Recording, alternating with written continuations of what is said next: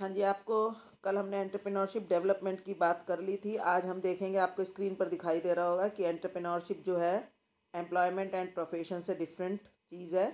Each business give rise to other business, कि अगर एक एंटरप्रेन्योरशिप के कारण एक नई एंटरप्राइज अराइज होती है तो उससे कई नई एंटरप्राइजेज अराइज हो सकती हैं। इस लाइन का क्या मतलब है कि अगर हम एक बिजनेस स्टार्ट करते हैं तो उसके कारण कई नए बिजनेस स्टार्ट हो जाते हैं। बच्चे, आवाज़ आ रही है आपको मेरी? 11th class? हाँ जी। एक है कि जैसे ये आपको लाइन दिखाई दे रही है, each business give rise to the to other business. इसका मतलब क्या हुआ? Each business rise give rise to other business. क्योंकि एक बिजनेस जब शुरू होता है तो मैम उसमें रॉ मटेरियल्स वगैरह बाकी कंपोनेंट भी इस्तेमाल किए जाते हैं हाँ जो जी। अदर बिजनेस से आते हैं। हाँ जी, कि जब एक बिजनेस सेटअप होता है तो उसके बिहाफ पर उसको उसकी ज़रूरतों को पूरा करने के लिए अदर बिजनेसेस भी स्टार्ट हो जाते हैं। कई लोगों को मतलब वहाँ पर एम्प्लॉयमेंट तो मिलती ही है, प्रोफेशन तो जनरेट होती ही होती है, उस बिज़नेस के अंदर एम्प्लॉयमेंट भी जनरेट होती है, प्रोफेशनल एक्टिविटीज़ भी आगे बढ़ती हैं। जैसे उसके साथ आपने लॉयर को अटैच किया तो वो अपनी प्रोफेशनल एक्टिविटी देगा, आपने किसी ऑडिटर को, अकाउंटेंट को अटैच किया तो वो ऑडिटर अपनी बिजनेस एक्टिविटी मतलब अपनी इकोनॉमिक एक्टिविटी करेगा। आपने अपने यहाँ एम्प्लॉयज़ को एम्प्लॉय किया, पब्लिक जो है मैन पावर को एम्प्लॉय किया तो एम्प्लॉयमेंट को बढ़ावा मिला। लेकिन इसके साथ साथ यहाँ पर ये कह रहे हैं कि अगर एक बिजनेस बढ़ता है तो कई नए बिजनेस भी बढ़ने शुरू हो जाते हैं। जैसे रॉ मटेरियल के सप्लायर्स, तो एक बिल्कुल सीधा सा हम समझ ही सकते हैं, रॉ मटेरियल के सप्लायर्स हैं। इसके अलावा जैसे जैसे इंडस्ट्री की, किसी भी बिजनेस की पूरी इंडस्ट्री बढ़ने लगती है, इंडस्ट्री का मतलब क्या है? ग्रुप ऑफ बिजनेसेस, कि एक पर्टिकुलर टाइप के बिजनेस जब बढ़ने लगते हैं तो जैसे ट्रांसपोर्ट का, कोरियर का बिजनेस, अब आप देख रहे हो ना आजकल जैसे जितनी ज़्यादा ऑनलाइन ट्रांजेक्शन्स बढ़ रही हैं, ई शॉपिंग बढ़ रही है, तो क्या है, उतनी ज़्यादा कोरियर इंडस्ट्रीज़ बढ़ रही हैं। टेलीकॉम इंडस्ट्रीज़ है, डिस्ट्रीब्यूटर मिडल मैंस बढ़ रहे हैं, रिटेलर्स की शॉप्स खुल रही हैं नई नई, नए नए तरीके से जो है उतना ज़्यादा जितनी डिमांड बढ़ेगी, जितनी सप्लाई बढ़ेगी तो रिटेलर्स बढ़ जाएंगे, एडवर्टाइजमेंट फर्म्स बढ़ जाएंगी, अकाउंटिंग फर्म्स बढ़ जाएंगी, एडवोकेट्स की फर्म्स जो हैं काम करेंगी। तो एक तरह से क्या है कि जो लोग आपके साथ डायरेक्टली जुड़ेंगे वो तो जुड़ेंगे ही, लेकिन साथ में और सारे बहुत सारे बिजनेसेस को भी बढ़ावा मिलेगा। ये आपको देखो एक प्रोसेस दिखाई है इन्होंने, कि जो एंटरप्रेन्योर होता है, एंटरप्रेन्योर क्या है? एक व्यक्ति है। एंटरप्रेन्योर कौन है? एक व्यक्ति है जो कि जो जब काम करता है, जो पूरी एक प्रोसेस को, एंटरप्रेन्योरशिप एक प्रोसेस को जब वो एग्जीक्यूट करता है, पूरे process of setting up a new business.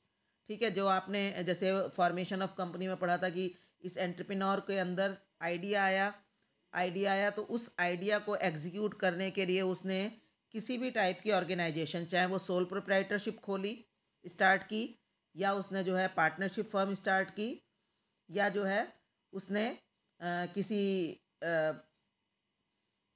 Joint stock company, private limited company या पब्लिक लिमिटेड कंपनी के रूप में उस बिज़नेस को स्टार्ट करने का सोचा। तो वो एक तरह से उसने, इसको कहते हैं स्टार्टअप किया, उसने स्टार्टअप बनाया उस बिज़नेस को प्रमोट करने के लिए, यानी उस बिज़नेस को, अपने आइडिया को एक्चुअली जो है रियलिटी में कन्वर्ट करने के लिए उसने जो है पूरा जो भी काम करना था उसने वो सारी पूरी वो प्रोसेस को फॉलो किया। तो उसके बाद क्या निकल कर आया? जब उसने पूरा काम कर लिया तो हमारे सामने एक एंटरप्राइज नज़र आई, और उस एंटरप्राइज को हम जिसको कहते हैं ना बिजनेस, तो बिजनेस का नाम एक तरह से हम बिजनेस को कह सकते हैं कि एक एंटरप्राइज निकल कर आई, यानी कि एक बिजनेस सेटअप हमारे सामने निकल कर आएगा। तो ये एक पूरी प्रोसेस है कि एंटरप्रेन्योर ने एंटरप्रेन्योरशिप प्रोसेस को पूरा करके एक एंटरप्राइज को जन्म दिया या एक एंटरप्राइज को बनाया। तो देखो ये कह रहे हैं entrepreneurship becomes crucial for overall economic development of a nation. ठीक है, कि जब तक किसी कंट्री में एंटरप्रेन्योरशिप नहीं होगी, यानी जो वहाँ के लोग हैं वो एंटरप्रेन्योरशिप को नहीं फॉलो करेंगे, यानी नए बिजनेस सेटअप नहीं करेंगे, तब तक उस कंट्री की इकोनॉमिक डेवलपमेंट में वो तेज़ी नहीं आ पाएगी, वो स्पीड नहीं बन पाएगी। मतलब जैसे कि आपने पहले भी पढ़ा कि हमारे इंडिया में भी पब्लिक सेक्टर ने, गवर्नमेंट ने बहुत सारे बिजनेस स्टार्ट किए शुरू में हमारे यहाँ इंडस्ट्रियलाइजेशन को बूस्ट अप करने के लिए। 1957 की जो 56 की पॉलिसी बनी थी उसमें गवर्नमेंट को मेजर रोल दिया गया था। लेकिन उससे क्या हुआ कि हमारे यहाँ उस वक्त ज़रूरत थी, क्योंकि हमारे यहाँ उस वक्त इंफ्रास्ट्रक्चर डेवलपमेंट नहीं थी, तो गवर्नमेंट ने उस वक्त इंफ्रास्ट्रक्चरल एक्टिविटीज़ को बढ़ावा दिया। खुद से उसने सड़कें बनानी, टेलीकॉम इंडस्ट्री को बढ़ावा देना, पावर सेक्टर को बढ़ावा देना, ठीक है, ट्रांसपोर्टेशन, इन सब चीज़ों में गवर्नमेंट ने पब्लिक सेक्टर को इम्पॉर्टेंट रोल दिया गया। लेकिन उससे क्या हुआ, हमारी डेवलपमेंट होनी स्टार्ट हो गई। लेकिन डेवलपमेंट को स्पीड अप करने के लिए क्या ज़रूरी है कि प्राइवेट जो इंडिविजुअल जनता है उस कंट्री की, वो केवल जॉब सीकर ना बने, यानी कि सब लोग केवल गवर्नमेंट सेक्टर में गवर्नमेंट जॉब लेने के लिए तैयार ना हो, बल्कि वो लोग खुद के बिजनेस सेटअप करके जो है बहुत सारे लोगों को अलग अलग तरह से एम्प्लॉयमेंट दें। चाहे वो एज एन एम्प्लॉय उनको एम्प्लॉयमेंट, यानी सभी के लिए इकोनॉमिक एक्टिविटीज़ करने के लिए एक खाका तैयार करें, एक बेस तैयार कर दें। तो उससे क्या होगा कि जो पब्लिक को की जो बेरोजगारी की जो समस्या है, अनएम्प्लॉयमेंट की जो समस्या है, वो केवल पब्लिक सेक्टर ही दूर करे या गवर्नमेंट जॉब के थ्रू ही दूर हो, वो ज़रूरी ना रह जाए। तो ये कह रहे हैं, despite its important role in the economic development, not many person opt for a career in entrepreneurship. कि ज़्यादातर देखो हम लोगों को सब, अब मैं आपको इस वक्त बता रही हूँ इसके बारे में कि इकोनॉमिक डेवलपमेंट के लिए एंटरप्रेन्योरशिप होना बहुत ज़रूरी है। लेकिन फिर भी बहुत सारे जो लोग हैं, अधिकतर लोग क्या है, पढ़ लिख कर, बहुत कम लोग हैं जो ये कहते हैं कि हम अपना बिजनेस करेंगे। सब लोग जो है ज़्यादातर या तो कोई प्रोफेशन फॉलो करने की कोशिश करते हैं, जब वो कोई स्पेशल डिग्री ले लेते हैं तो या तो वो किसी प्रोफेशन को ऑप्ट करते हैं या फिर नहीं तो जॉब के लिए तैयार हो जाते हैं। तो पहले तो बल्कि ये माना जाता था कि जो एंटरप्रेन्योर्स हैं वो केवल बॉर्न होते हैं। बॉर्न का मतलब कि कुछ ही लोग होते हैं जो बिज़नेस स्टार्ट कर सकते हैं, और उन्हीं के अंदर ये विशेषता होती है कि वो बिज़नेस कर लेंगे, यानी कि हर व्यक्ति बिज़नेस नहीं कर सकता। ये माना जाता था कि ज़्यादातर लोग दूसरे के, क्योंकि बिजनेस करने के लिए क्या है, एंटरप्रेन्योर बनने के लिए क्या है, व्यक्ति के अंदर एक विज़न होना चाहिए, एक नई सोच होनी चाहिए, और एक कदम आगे बढ़ाने का जो एक उसके अंदर जो इनहेरेंट क्वालिटी होती है वो हर व्यक्ति के अंदर नहीं हो सकती। किसी आगे बढ़े हुए कदम को फॉलो तो बहुत लोग कर लेते हैं, यानी कि जो इनिशिएटिव लेने की जो एबिलिटी है वो हर व्यक्ति में नहीं होती। और एक बार स्टार्ट हो जाने के बाद उसको फॉलो करने वाले लोग तो बहुत मिल जाएंगे, उसके साथ चलने वाले लोग मिल जाएंगे, उसके अंडर काम करने के लिए लोग मिल जाएंगे, लेकिन उस कदम को बढ़ाने के लिए लोग बहुत कम मिल पाते हैं। तो इसीलिए ये कहा गया है कि ये माना जाता है कि अपने आप से कदम आगे बढ़ाने की विशेषता जो है, ये माना जाता था केवल बॉर्न होती है, यानी किसी किसी व्यक्ति में होती है। लेकिन अब जैसे पहले भी ये भी कहा जाता था कि मैनेजर्स, पहले क्या होता था कि फैमिली मैनेजर्स होते थे बिजनेस में, तो ये कहते थे कि मैनेजमेंट करने की जो एबिलिटी है वो बॉर्न होती है, धीरे धीरे सीखता है, लोग अपने एक्सपीरियंस से सीखते हैं। लेकिन आज के टाइम में चाहे मैनेजमेंट हो, मैनेजमेंट को स्टडी करके मैनेजमेंट करना सिखाया जाता है, तो ऐसे ही एंटरप्रेन्योरशिप को भी डेवलप किया जाने, ये माना जाने लगा है कि एंटरप्रेन्योरशिप जो है उसको डेवलप भी किया जा सकता है, यानी कि लोगों को एंटरप्रेन्योर के रूप में तैयार भी किया जा सकता है। यानी कि मीन्स कि हर व्यक्ति जो जॉब लेने के लिए तैयार है उसको हम धीरे धीरे ट्रेनिंग के थ्रू, उसको एक्सपेरिमेंट्स के थ्रू हम उसको धीरे धीरे एक जॉब सीकर की बजाय एक जॉब गिवर, यानी कि एक एंटरप्रेन्योर के रूप में भी उसको का जो है तैयार कर सकते हैं। यानी कि एक व्यक्ति अगर जो रिस्क, बचपन से रिस्क लेना नहीं सीखता, उसको तैयार किया जा सकता है through training and skill development. तो इसीलिए इस टॉपिक का नाम है एंटरप्रेन्योर डेवलपमेंट, कि कैसे एक एंटरप्रेन्योर को हम इस वक्त, जैसे मैं आपको ये टॉपिक करवा रही हूँ, तो एक तरह से ये हम आपके अंदर भी एक एंटरप्रेन्योरशिप को डेवलप करने की कोशिश कर रहे हैं। तो देखो, नो सोसाइटी कैन वेट, क्योंकि देखो ये कह रहे हैं कि कोई भी सोसाइटी केवल वेट नहीं कर सकती कि चलो जी कोई कोई बिजनेस सेटअप करने की तो हर एक के अंदर योग्यता होती नहीं है, तो कोई नया बच्चा जन्म लेगा जिसके अंदर बाय बर्थ एंटरप्रेन्योरशिप होगी। जैसे अगर हम बात करें कुछ लोगों की, जो पुराने JRD टाटा, जो टाटा ग्रुप है, बिरला ग्रुप है, डाबर ग्रुप है, जो पुराने ग्रुप्स हैं, ये वो सिंघानिया ग्रुप है, ये सब क्या है, इन्होंने शुरू में बिजनेस खुद से सेटअप किए, तो एक तरह से उनके अंदर क्या है, बॉर्न एबिलिटी थी। या छोटे बिजनेस सेटअप किए, रिटेल बिजनेस हर व्यक्ति नहीं सेटअप कर पाता, तो कह रहे हैं कि हम उनके लिए वेट नहीं कर सकते कि कोई भी सोसाइटी की जो है एंटरप्रेन्योर के जन्म लेने का वेट नहीं कर सकती। In fact plan for economic development book would bear little fruit unless entrepreneurship development is regarded as a deliberate process. देखो ये क्या कह रहा है, एंटरप्रेन्योरशिप डेवलपमेंट को एक deliberate process of making people aware of entrepreneurship as a career at an early age. तो ये कह रहे हैं कि हम किसी बच्चे को ये सोचे कि वो अपने आप सोचेगा, अपने आप बढ़ेगा, उसकी बजाय हम एक डेलिब्रेट जानबूझकर की जाने वाली प्रक्रिया है ये, कि जिसके अंडर हम जो है बच्चे को तैयार कर सकते हैं कि वो बिजनेस बनाना भी अपने आप में, बिजनेस सेटअप करने का कैरियर अर्ली एज में ही स्टार्ट कर ले। यानी अर्ली स्टार्टिंग से ही जब वो स्टडी कर रहा है उस वक्त उसको सिर्फ जॉब लेने के लिए तैयार ना करें, उसको एम्प्लॉयमेंट एज अ जॉब लेने के लिए तैयार ना करें, बल्कि हम उसको, उसका माइंड इस तरह से भी सेट करें कि वो आगे जाकर एक बिजनेसमैन बने। And creating situation when where they may actually make a choice to become entrepreneur. और वो ऐसी मतलब सिचुएशंस तैयार हों जिससे कि बच्चे खुद एंटरप्रेन्योर बनने के लिए तैयार हो। स्टार्टिंग से वो कहें, जैसे हम लोग बच्चे से पूछते हैं ना, बेटा बड़े होकर क्या बनोगे, तो बच्चे आमतौर पर आंसर देते हैं डॉक्टर बनेंगे, टीचर बनेंगे, या लॉयर बनेंगे, या इंजीनियर बनेंगे। जैसे एक नॉर्मल होता है, इंजीनियर बनकर क्या करोगे बेटा, कि मैं एक अच्छी कंपनी में जॉब करूँगा। डॉक्टर बन के क्या करोगे, कि मैं अपना एक जो है क्लिनिक खोलूँगा या हॉस्पिटल खोलूँगा।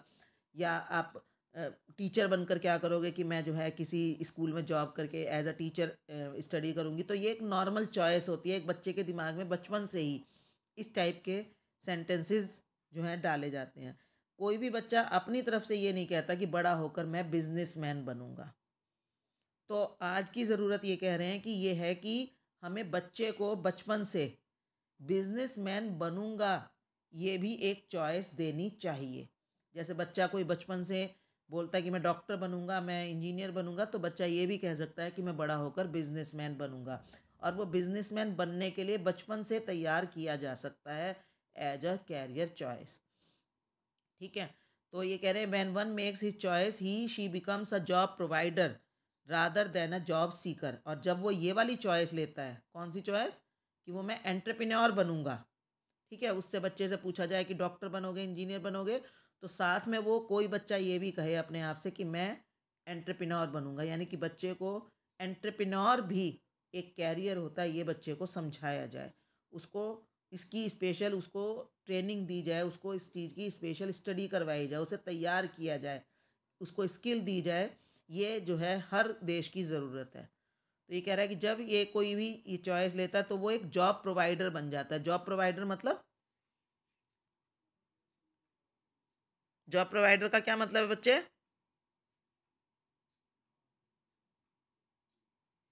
मैम जो जॉब दे।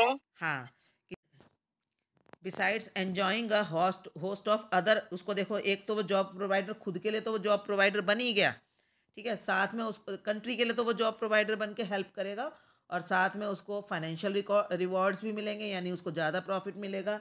नौकरी करके उसको एक फिक्स्ड अर्निंग हो सकती है, और वो मेहनत करके दूसरों के लिए प्रॉफिट देता है। लेकिन अगर वो खुद का बिजनेस स्टार्ट करेगा तो उसको फाइनेंशियल बेनिफिट्स भी मिलेंगे एंड साइकोलॉजिकल रिवॉर्ड्स भी मिलेंगे। साइकोलॉजिकल रिवॉर्ड्स क्या मिलेंगे बेटा? साइकोलॉजिकल का क्या मतलब है यहाँ पर? उसको एक संतुष्टि मिलेगी, वो ये एक संतुष्ट रहेगा, उसके अंदर एक सेंस ऑफ अचीवमेंट आएगी कि देखो मैंने ये किया, आज मैं एक सक्सेसफुल बिजनेसमैन हूँ। तो एक तरह से वो उसको साइकोलॉजिकली एक मोटिवेशन मिलेगी, एक एनकरेजमेंट मिलेगी, और उसको उसका सेल्फ कॉन्फिडेंस बढ़ता है कि मैं जो है कुछ कर सकता हूँ। सिर्फ मैं किसी दूसरे को फॉलो करने की बजाय मैं अपने आप से भी स्टेप उठा सकता हूँ, इन चीज़ों के उसके अंदर एक अलग से ही कॉन्फिडेंस आता है। ठीक है बच्चे, समझ रहे हो ये सारा टॉपिक हमारा क्या चल रहा है? 11th class. हाँ जी, यहाँ पर ये इनका ये जो है डेफिनेशन ऑफ फाइनेंशियल मैनेजमेंट, ये गलत टाइप हो गया है। ये एक्चुअली में है डेफिनेशन ऑफ एंटरप्रेन्योरशिप। तो देखो, entrepreneurship is defined as a systematic, purposeful and creative activity. हाँ जी, देखो, ऑफ आइडेंटिफाइंग अ नीड, कि एंटरप्रेन्योरशिप एक ऐसी एक्टिविटी है जो सिस्टमैटिक है। देखो वर्ड आ रहा है सिस्टमैटिक, यानी एक सही तरीके से एक सीक्वेंस में की जाने वाली। पर्पसफुल, पर्पसफुल का मतलब है कि आपने जब इस एक्टिविटी को किया तो आपको पता है कि इसके बाद हमें प्रॉफिट होगा, हमारा कोई बिजनेस सेटअप होगा। एंड क्रिएटिव, क्रिएटिव मतलब कोई नई चीज़ आप एग्जिस्टेंस में ला रहे हो, कोई नया बिजनेस आप एग्जिस्टेंस में ला रहे हो। तो ये एक systematic, purposeful and creative activity है ऑफ आइडेंटिफाइंग अ नीड। देखो इसके अंदर आपने एक तो नीड आइडेंटिफाई की। देखो आपको, जैसे आपने प्रमोशन वाले चैप्टर में, आपने अगर कंपनी के चैप्टर में भी पढ़ा कि एक कोई भी बिजनेस जो प्रमोट कर रहा है, कोई भी बिजनेस को जो शुरू कर रहा है, उसको सबसे पहले तो सोसाइटी में कोई ज़रूरत समझनी पड़ेगी कि सोसाइटी की ज़रूरत क्या है। आप लोगों को भी हमने जब ईएमसी फंड दिए, तो बच्चे ये नहीं है कि हम उस ईएमसी फंड को सिर्फ अपने देख कर कि चलो ये आसानी से हो जाएगा, ये आसानी से हो जाएगा, वो करने की बजाय आप देखो सोसाइटी में कोई ऐसी चीज़ देखो जो आपको लगता है कि सोसाइटी को उसकी ज़रूरत है, हमारे एरिया में लोगों को उसकी ज़रूरत है, या ये चीज़ हम नई अगर दें तो सोसाइटी को वो चीज़ बेटर लगेगी, अच्छी लगेगी। ठीक है, तो वो ऐसी आपको ज़रूरतें आइडेंटिफाई करनी पड़ेंगी।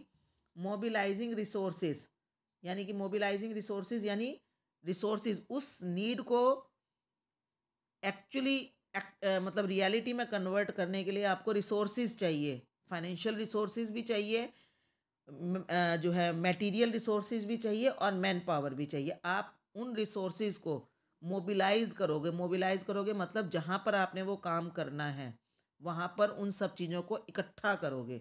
एंड ऑर्गेनाइजिंग प्रोडक्शन, और साथ में फिर आप प्रोडक्शन एक्टिविटी करोगे with a view to delivering value to the customers. तो जब आप ये प्रोडक्शन एक्टिविटी करोगे तो आपके दिमाग में क्या होगा कि आप ये प्रोडक्शन एक्टिविटी करने के बाद जो है हम कस्टमर्स को कुछ वैल्यूएबल चीज़ देंगे।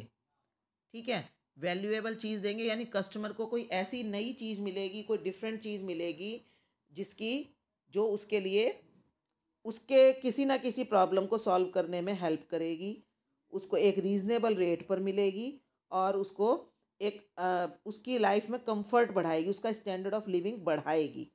ठीक है, यानी आपके दिमाग में क्या है कि जब मैं ये सारा काम करूं तो मैं कस्टमर्स को कोई अच्छा प्रोडक्ट दूं।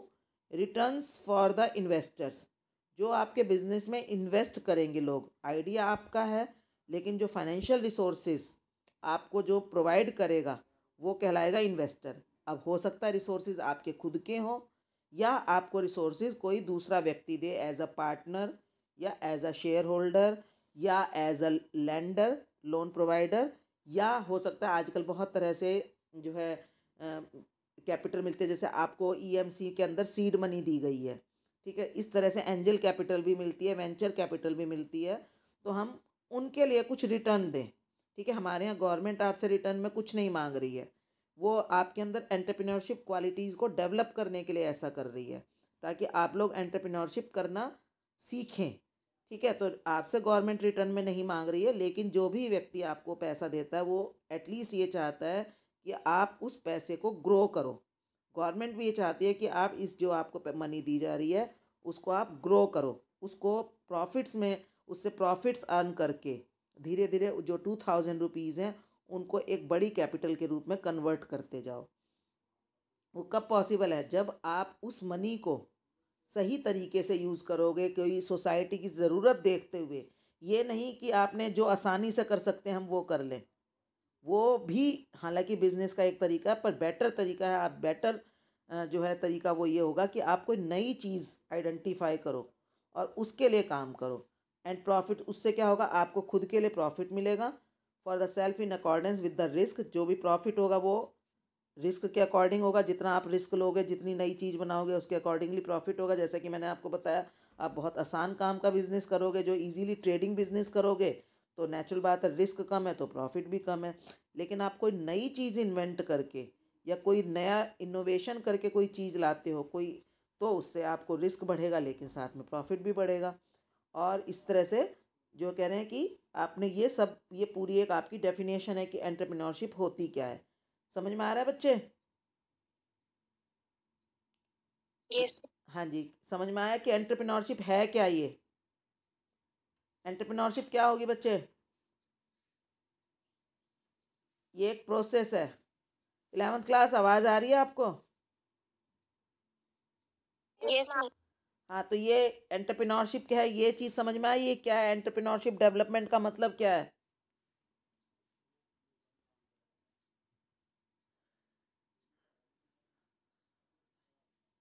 बताओ, एंटरप्रेन्योरशिप डेवलपमेंट का मतलब क्या है?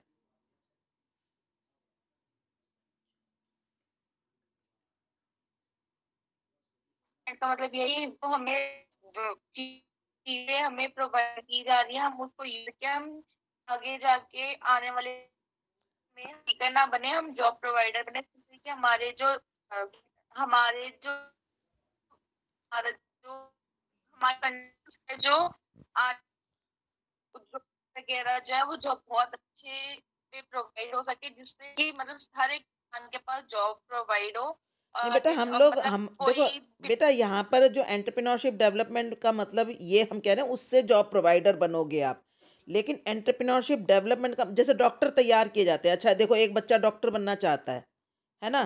तो डॉक्टर बनने के लिए क्या है, हम उसे डॉक्टर बनने के लिए पूरी ट्रेनिंग देंगे, देंगे ना, उसको एक प्रोफेशनल ट्रेनिंग देंगे, उसको सारा काम करना सिखाएंगे। एक बच्चा लॉयर बनना चाहता है, तो वो पूरी लॉ की स्टडी करके वो तैयार होगा एक परफेक्ट लॉयर बनने के लिए। ऐसी एंटरप्रेन्योरशिप डेवलपमेंट का मतलब क्या है, बच्चे को किसी भी यंग जनरेशन को बिजनेसमैन बनने के लिए तैयार करना। ठीक है? फिर हम कह रहे हैं कि अब जैसे कोई बच्चा ये पूछेगा, मान लो एक बच्चा कह रहा है कि मैं इंजीनियर बनने के लिए तैयार हूँ। ठीक है, वो उसके दिमाग में आ गया मैं इंजीनियर बनने के लिए तैयार हूँ। तो हम क्या करेंगे, उसको इंजीनियर बनने के लिए तैयार है तो उसको इंजीनियर बनाने के लिए पूरी प्रोसेस अपनाएंगे। वो कॉलेज में एडमिशन लेगा, वो सारा उसकी पढ़ाई करेगा, वो करेगा। फिर लेकिन हम कहेंगे तुम इंजीनियर बनकर क्या करोगे, तो वो कहेगा मैं एक कहीं पर जॉब करूँगा, है ना? अब इसी तरह से हम कह रहे हैं एंटरप्रेन्योरशिप डेवलपमेंट का मतलब है बच्चे को बिजनेसमैन बनने के लिए तैयार करना। ठीक है, समझ रहे हो आप? कि बच्चा डॉक्टर बनने के लिए तैयार है, एक बच्चा डॉक्टर बनने के लिए तैयार है, एक बच्चा इंजीनियर बनने के लिए तैयार है, एक बच्चा क्लर्क बनने के लिए तैयार है, और कोई बच्चा मतलब अलग अलग कामों के लिए तैयार है कि मैं तो बड़ा होकर क्लर्क बनूंगा, मैं तो बड़ा होकर मैनेजर बनूंगा, मैं तो बड़ा होकर जो है टीचर बनूंगा, मैं बड़ा होकर साइंटिस्ट बनूंगा।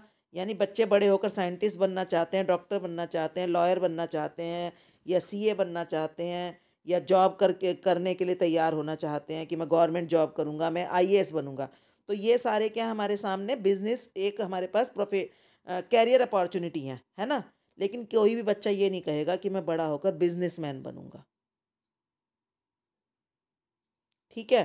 तो एंटरप्रेन्योरशिप डेवलपमेंट में ये कह रहे हैं कि बच्चे को बिजनेसमैन बनना भी एक कैरियर अपॉर्चुनिटी के रूप में देना। ठीक है? मतलब बच्चों को ये शुरू से ये बताना कि आपके सामने एक कैरियर, जैसे हम लोग आमतौर पर छोटे बच्चों को कई बार कह देते हैं, अच्छा बड़ा होकर क्या तू ठेला लगाएगा? अब हम उसको एक डिसगस्टिंग वे में बोलते हैं कि तू पढ़ेगा लिखेगा नहीं तो बेटा ठेला ही लगाना पड़ेगा। तो इस चीज़ को हम डिस्गस्टिंग वे में कहने की बजाय इसी चीज़ को हम एक रेपुटेड वे में बोलें। समझ रहे हो बच्चे? कि बेटा बड़े होकर कोई बात नहीं, आपको अगर बिजनेस भी करना है, आपको ठेला लगाकर, आज आप सुन रहे होगे चाय वालों के बिजनेस चल रहे हैं मल्टीनेशनल कंपनीज के रूप में। आजकल आपने चाय कैफे सुने हैं? है ना, चाय के कैफे भी चल रहे हैं। और जबकि नहीं तो पहले क्या था, चाय वाला एक अनपढ़ आदमी की जॉब मानी जाती थी कि चलो जी, मतलब एक एक लो प्रोफाइल की जो जॉब, क्या लो प्रोफाइल का बिजनेस माना जाता है चाय बनाने का। लेकिन आप देख रहे हो कि पढ़ लिख कर लोगों ने उसी बिजनेस को एक हाई प्रोफाइल पर ले गए। अच्छा, सब्जी बेचना एक लो प्रोफाइल काम माना जाता है सोसाइटी में। अगर हम कहें सब्जी बेच रहा है, केले बेच रहा है या कुछ कह रहा है, तो किसी के सामने ये कहें तो किसी को लगेगा कि ये छोटा बिजनेस कर रहा है। लेकिन आप देख रहे हो मॉल्स में भी केले बिक रहे हैं, यस मैम। है ना? तो क्या है, एक ठेले पर केले बेचे जा रहे हैं और एक मॉल्स में केले बेचे जा रहे हैं, दोनों में क्या डिफरेंस है? दोनों ही तो बिजनेस कर रहे हैं। तो एक ठेले बेचने पर केले बेचने का बिजनेस डिस्गस्टिंग कैसे हो गया? नहीं हुआ, है ना? मतलब वही चीज छोटे लेवल पर की जा रही है, स्टार्टिंग में लोग कर रहे थे, अनपढ़ लोग कर रहे थे तो वो डिस्गस्टिंग था। आज वही काम बड़े मॉल्स में हो रहा है तो वो रेपुटेड काम हो गया, है ना? तो ये चीज़ क्यों है डिस्गस्टिंग, क्यों मानी जाती है? क्योंकि हम बचपन से बच्चे को इन चीज़ों को इस तरह से बोलते हैं कि वो, हाँ, वो लगता है कि ये तो छोटा काम है। तो हमें बच्चे के दिमाग में जब वो कैरियर चूज कर रहा है तो उसको बिजनेसमैन बनने की, मतलब उसको बिजनेसमैन बनना भी एक चॉइस देना और ये बताना कि it is also just like any other career. और उसको साथ में ये नहीं कि, हाँ, उसको उसको ये समझाना कि कैसे आप अपने छोटे आइडिया को बड़े आइडिया तक ले जाना। ये नहीं है कि आपने, हाँ, ठेले पर बिजनेस स्टार्ट किया तो वो ठेले पर ही रह गया। उसको उसके अंदर इस तरह की क्वालिटीज देना कि वो धीरे धीरे करके अपने आप को बड़े बिजनेस की तरफ भी सेटअप करे, चाहे वो बिजनेस छोटे से स्टार्ट करे या बड़े से।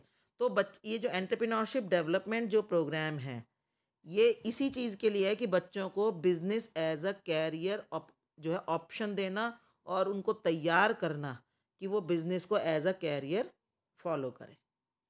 और तो अब ये बता रहे हैं कि वो कैसे पॉसिबल है, वो हम इसमें आगे आपको एंटरप्रेन्योरशिप डेवलपमेंट की पूरी प्रोसेस बताई जाएगी कि गवर्नमेंट कैसे एंटरप्रेन्योरशिप डेवलपमेंट के लिए काम कर रही है। अब पहला तो देखो, आपके स्कूल्स में जैसे ईएमसी की एंटरप्रेन्योरशिप की क्लासेस होने लगी हैं, तो उसमें आपको सिखाया जा रहा है कि कैसे क्रिएटिवली सोचें। आपको एक, आपकी टीचर एक टास्क देती है, देते हैं आपको टीचर टास्क देते हैं आपके ईएमसी टीचर्स? बेटा, आपकी ईएमसी क्लास होती है तो ईएमसी टीचर्स आपको टास्क देते हैं, जो एक्टिविटीज़ होती है माइंडफुलनेस। माइंडफुलनेस के बाद एक एक्टिविटी होती है, आपके सामने कोई प्रॉब्लम रखी जाती है। मैम अभी तो नहीं हो रही, पर पहले हुई थी जब मैम हाँ, फिजिकली क्लासेस हाँ होती जी, थी। फिजिकली क्लासेस में फिर आप तरह तरह से, आप उनको, आपके सामने जब प्रॉब्लम रखी जाती थी तो आप देखते होगे कि आपके क्लास के सब बच्चे उस प्रॉब्लम को सॉल्व करने के लिए नए नए मेथड्स, नई नई चीज़ें अपनाते थे, है ना? Yes ma'am. है ना? सबका अलग अलग। सबका अलग अलग यस होता था, तो वो क्या था, वो एक्चुअली में क्रिएटिविटी डेवलप करना था। एक्चुअली में आपको वो प्रॉब्लम टीचर ने दी और आप उसको क्रिएटिवली सोचकर उसका सॉल्यूशन निकालते थे और वो टीचर के सामने प्रेजेंट करते थे, है ना? तो वो क्या था, एंटरप्रेन्योरशिप डेवलपमेंट की ही एक प्रोसेस थी। वो आपको धीरे धीरे आपका ईएमसी, बेटा मैं यहाँ पर ईएमसी ज़्यादा पढ़ाने लग गई हूँ क्योंकि ये उसी से रिलेटेड है कि ईएमसी का मतलब क्या, एंटरप्रेन्योरशिप माइंडसेट। यानी कि बच्चों में का माइंडसेट सिर्फ अदर प्रोफेशन की तरफ ना जाए, बल्कि कुछ बच्चों का माइंडसेट बिजनेस करने की तरफ भी डाइवर्ट करना, बनाना, ताकि बच्चे केवल जॉब सीकर ना रहें। ये जॉब प्रोवाइडर बनेंगे, जॉब सीकर बनेंगे, ये इसका रिजल्ट होगा। ठीक है? जब आपके अंदर एंटरप्रेन्योरशिप डेवलप हो जाएगी, आप एंटरप्रेन्योर बनने के लिए तैयार हो जाओगे, तब आप, उसका रिजल्ट क्या होगा, सोसाइटी को क्या फ़ायदा होगा कि आप जॉब प्रोवाइडर बनोगे। आपको क्या फ़ायदा होगा कि आपको प्रॉफिट अर्न करोगे, अपनी मर्जी से डिसीजन लोगे, अपने मालिक खुद होगे। इन्वेस्टर को क्या फ़ायदा होगा, आपका अपना पैसा होगा, या अगर आपका आइडिया, बिजनेस आइडिया बहुत अच्छा हुआ तो आपको इन्वेस्टर जो है मनी देंगे। उनको क्या फ़ायदा होगा कि उनकी मनी पर आप उनको बहुत अच्छा प्रॉफिट अर्न करके दोगे उनको। वो बैंक में उस पैसे को रखते, अपने पास पैसे को रखते, उनके पास तो नए नए आइडिया, एक ही व्यक्ति के पास हजारों आइडिया तो हो नहीं सकते, तो बल्कि हजार व्यक्ति अपने आइडिया लाएंगे तो एक व्यक्ति उनको पैसा देगा। जो मैं आपको क्लास में भी बता रही थी कि आप अपना नया बिजनेस आइडिया लाओ और उसको, अभी भी चल रहा है बिजनेस ब्लास्टर प्रोग्राम चल रहा है, उसमें आपका जो वो आइडिया है हम आगे भेजेंगे, और अगर आपका आइडिया सिलेक्ट हो गया तो आपको जो है उसके लिए फिर फाइनेंशियल सपोर्ट मिलेगी। तो वो फाइनेंशियल सपोर्ट क्या, आपको इन्वेस्टमेंट मनी मिलेगी, आपको गाइडेंस मिलेगी फिर कि आप कैसे उस आइडिया को रियलिटी में कन्वर्ट कर सकते हो।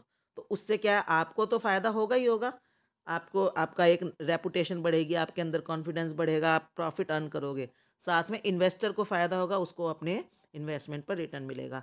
तो आप जॉब प्रोवाइडर बनोगे, आपके इन्वेस्टर को बेटर रिटर्न मिलेंगे, ये एंटरप्रेन्योरशिप का एक परिणाम होगा। समझ रहे हो?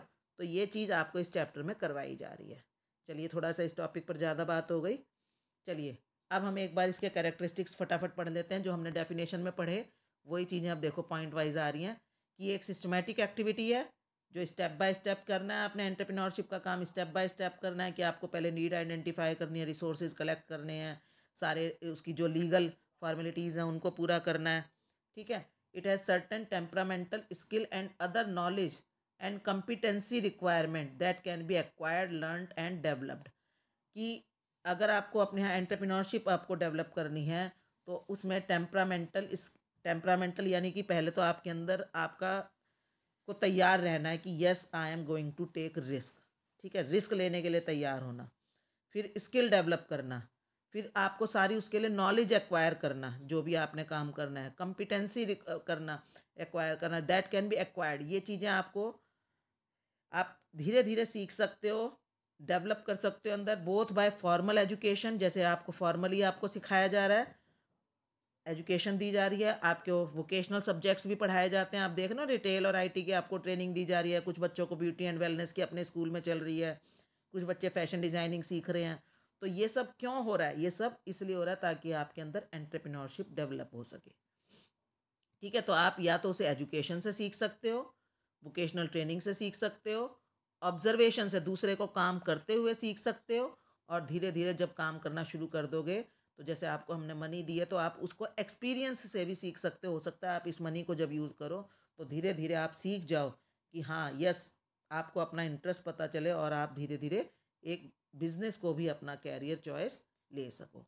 ठीक है, तो ये एक सिस्टमेटिक एक्टिविटी है, लॉफुल एंड पर्पसफुल है कि जो भी आपने काम करना है वो लॉफुल होना चाहिए, और इसका जो पर्पस है वो यही होना चाहिए कि आपको कोई वैल्यू क्रिएट करनी है। वैल्यू क्रिएशन का मतलब होता है कोई प्रोडक्ट बनाना है, नया प्रोडक्ट मार्केट में लाना है, और उससे आपको प्रॉफिट भी मिलेगा और सोसाइटी को फ़ायदा भी होगा। तो ये इसका पर्पस है।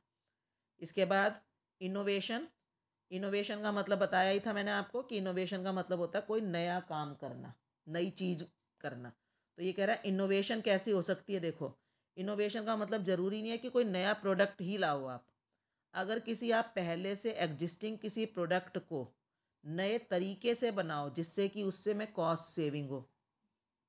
ठीक है, यानी कि आप उसको इस तरह से बना रहे हो कि वो प्रोडक्ट पहले की बजाय कंपैरेटिवली अब लोअर कॉस्ट पर पड़ रहा है। जैसे मान लो अभी मैं ही इस पर आपको अगर नेट पर ही देखूं तो एक ने बनाई, ये वॉशिंग मशीन बनाई कि वो व्यक्ति कोई बाहर से आया था और उसने इंडिया में देखा कि जो जो लो इनकम ग्रुप की खास तौर पर जो फैमिलीज़ है वो लोग वॉशिंग मशीन अफोर्ड नहीं कर पा रहे हैं, या कुछ ऐसे एरियाज़ हैं जहाँ पर पावर की बड़ी प्रॉब्लम है या जहाँ पर वाटर की बहुत प्रॉब्लम है। ठीक है, उसने देखा कि किसी एरिया में, कहाँ पर वो गया था, राजस्थान या गुजरात एरिया में गया था जहाँ वाटर की बहुत स्केर्सिटी है। तो उसने देखा कि वहाँ पर जो वुमेन है वो, उनके लिए कपड़े धोना, washing clothes is a big task, they can not afford to install a washing machine, regular washing machine. ठीक है, तो उसके, वो एक इंजीनियर था, समझ रही है, मैंने अभी 2-3 दिन पहले ही ये मैंने स्टोरी पढ़ी कि वो इंजीनियर था। तो उसने उसी वॉशिंग मशीन को, जो नॉर्मल वॉशिंग मशीन है, उसमें बहुत ज़्यादा इम्प्रूवमेंट की। उस वॉशिंग मशीन को वो बहुत लो कॉस्ट पर भी लिया है, और ऐसी कॉस्ट पर लिया है जहाँ पर वाटर भी सेव हो, वाटर भी कम लगे, जो मैनुअल हो, washing machine which is manual, जो आपकी इलेक्ट्रिसिटी के बिल को भी कम कर दे, मैनुअली कपड़े धोए। और उसने उसका आइडिया कहाँ से रिलेट किया बेचा, उसने जो हम लोग ये मशीन घुमा घुमा कर जो ये इसकी होती है मशीन, ग्रेटिंग मशीन होती है, जो वेजिटेबल कटर्स होते हैं, उससे आइडिया लेकर उसने घर के ड्रम में मशीन बनाई, वॉशिंग मशीन बनाकर उसने वहाँ की लेडीज़ को दी, जो कि उसको बड़े आराम से अब कपड़े धोने के लिए यूज़ कर रही हैं। तो ये क्या है बेटा, ये नहीं है कि उसने नई वॉशिंग मशीन इन्वेंट की, लेकिन उसने उसी वॉशिंग मशीन को कॉस्ट सेविंग आइडिया के साथ उसमें इनोवेशन किया। ठीक है, तो वो कॉस्ट सेविंग इनोवेशन हो सकती है, रेवेन्यू एनहांसिंग हो सकती है। रेवेन्यू एनहांसिंग यानी उसी चीज़ को इस तरीके से उसके अंदर परिवर्तन करना, चेंजेस करना कि जो लोग उसको पहले नहीं खरीदते, जिन मतलब नए लोग और लोगों की रिक्वायरमेंट के अकॉर्डिंगली, नए कस्टमर्स की रिक्वायरमेंट के अकॉर्डिंगली उसमें चेंजेस लाना। जैसे कि आप लोग देखोगे मैगी है, मैगी ज़्यादातर बच्चे खाते हैं, स्टूडेंट्स खा रहे हैं, लेकिन आप देखोगे मैगी में अलग अलग तरह के फ्लेवर्स उसके अंदर डाल दिए जाते हैं ताकि घर के बड़े लोग भी उसको खा सकें। उसके अंदर अलग अलग तरह के फ्लेवर डाल दिए, या और कोई प्रोडक्ट है जैसे मूवीज़ की बात करें तो मूवीज़ में इस तरह से चेंज करना कि ना केवल जैसे कई मूवीज़ आती हैं जिसको आप फैमिली के साथ देख सकते हो, कई आती हैं नहीं देख सकते, कोई यंगर जनरेशन के लिए ज़्यादा अच्छी है, कोई ओल्डर जनरेशन के लिए ज़्यादा अच्छी है। तो बजाय इसके कि उसी एक कोई इस तरह की चीज़ बनाना जो सबके लिए अच्छी हो, किसी भी चीज़ में मतलब इस तरह से चेंजेस करना कि ज़्यादा और रेवेन्यू जनरेट हो, यानी कि उसके अंदर नए कस्टमर्स ऐड हो। तो आप लोग भी ये कर सकते हो, ठीक है। और अगर ये कह रहे हैं कि if it does both it is more than welcome, और अगर ऐसा हो जाए कि वो कॉस्ट एक तरफ कॉस्ट सेविंग करे और दूसरी तरफ नए कस्टमर्स को भी ऐड करे तो बहुत ही बढ़िया बात है। Even if it has been none it is still welcome as innovation must become a habit. कह रहे हैं और अगर आप नहीं भी कर पा रहे तो कुछ ना कुछ नया सर्च करते ही रहना है। जैसे कि मतलब अपने कोई भी किसी भी प्रोडक्ट को जैसे नई पैकेजिंग के साथ पेश करना, नई स्कीम्स के साथ आप अगर कर रहे हो तो वो सब भी वेलकम है। तो एंटरप्रेन्योरशिप इज़ क्रिएटिव।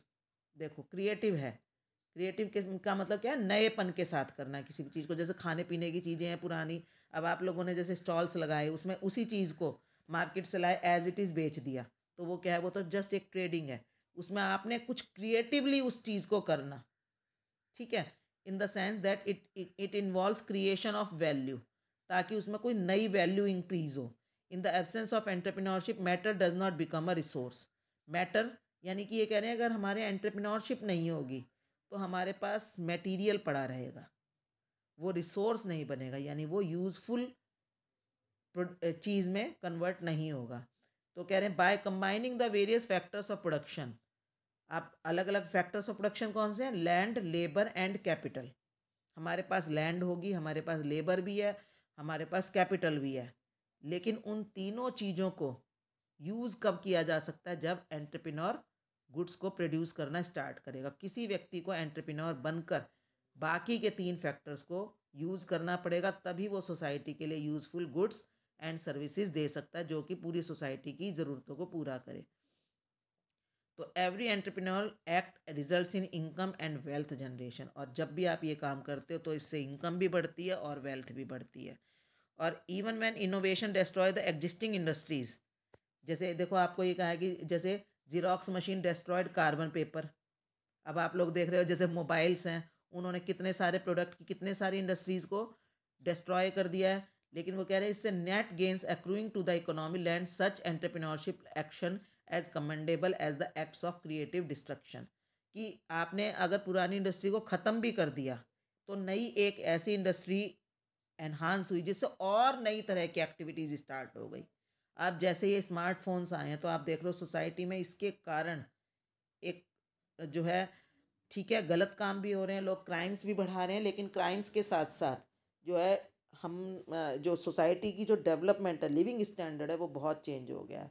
अब हर व्यक्ति नॉलेजफुल है, हर व्यक्ति को किसी भी चीज़ की एक्सेस है जो कि पहले नहीं थी। तो ये काम है कि हाँ, जिसको इसने रिप्लेस किया, चाहे उसने मोबाइल उसने जैसे कहते हैं कैमराज को रिप्लेस कर दिया है, कैमरा इंडस्ट्री को बहुत बड़ा नुकसान हुआ है इसके कारण, फोटोग्राफी को नुकसान हुआ है। तो आप देखोगे फोटोग्राफर्स ने, अगर हम लोग सिर्फ फोटोग्राफर्स ने क्या किया, उसने नई तरीके से उसने फोटोग्राफी स्टार्ट कर दी।